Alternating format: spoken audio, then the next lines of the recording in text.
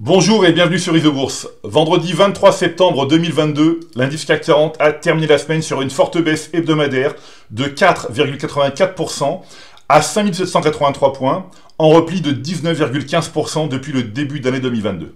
Alors sans exception, les principaux indices américains et européens ont terminé la semaine dans le rouge, la plus forte baisse hebdomadaire en zone euro, revenant à l'indice espagnol IBEX 35 avec une perte de 5%. Aux États-Unis, le baromètre des valeurs moyennes, l'indice S&P 400, est arrivé en tête des plus fortes baisses hebdomadaires avec un repli proche de 6%. Alors avec une baisse de plus de 30% depuis le début d'année 2022, l'indice phare des valeurs technologiques, le Nasdaq Composite, compte parmi les plus mauvaises performances des grands indices mondiaux. Après une phase haussière identifiée en mai 2020 et un gain de 45%, le modèle Isobourse est repassé négatif à moyen terme en février 2022 sur l'indice Nasdaq Composite, notamment après la validation du croisement baissier des courbes de pression Isobourse 5 et 20 mois. À long terme, le croisement baissier des courbes de pression Isobourse 5 et 20 trimestres a été validé à la fin du deuxième trimestre 2022 sur l'indice Nasdaq Composite. Alors si le croisement des courbes de pression Isobourse 5 et 20 trimestres indique un retournement de tendance, le croisement des courbes de pression Isobourse 20 et 50 trimestres indique quant à lui une accélération de tendance généralement accompagnée d'une forte volatilité.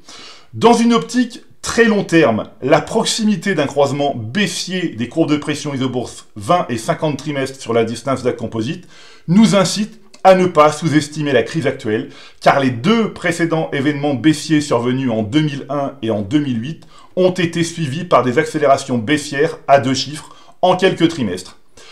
Alors, sur le plan des actions maintenant, l'analyse des valeurs les plus importantes et les plus liquides du Nasdaq, notamment les titres de l'indice Nasdaq 100, montre que les opportunités haussières ne sont plus légion à moyen terme. En effet, l'analyse des valeurs du Nasdaq 100 montre que le consensus Isobourse à moyen terme poursuit son évolution dans le rouge avec 97% des valeurs en tendance baissière depuis déjà un an et plus pour certaines. Pour exemple, l'action Align Technologies a terminé parmi les plus fortes baisses du Nasdaq 100 cette semaine. Sans surprise, le modèle Isobourse est négatif à moyen terme depuis le croisement baissier des courbes de pression Isobourse 5 et 20 mois, validé en novembre 2021 sur le titre du spécialiste de dispositifs médicaux dentaires, le titre Align Technologies a perdu 64% depuis le signal Isobourse.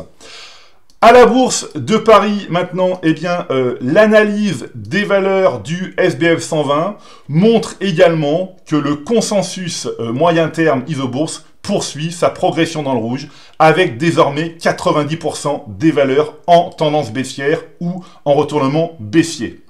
Enfin, comment ne pas parler de la monnaie de l'Union européenne qui a violemment enfoncé la barre symbolique de 1 dollar cette semaine, une première depuis 20 ans. Sans surprise, le modèle Isobourse est négatif à moyen terme sur la parité euro-dollar depuis septembre 2021 autour de 1,16 $. C'est maintenant à vous de faire le point de vos valeurs en portefeuille avec Isobourse. Je vous donne rendez-vous pour ma prochaine chronique et d'ici là, restez avec nous sur Isobourse.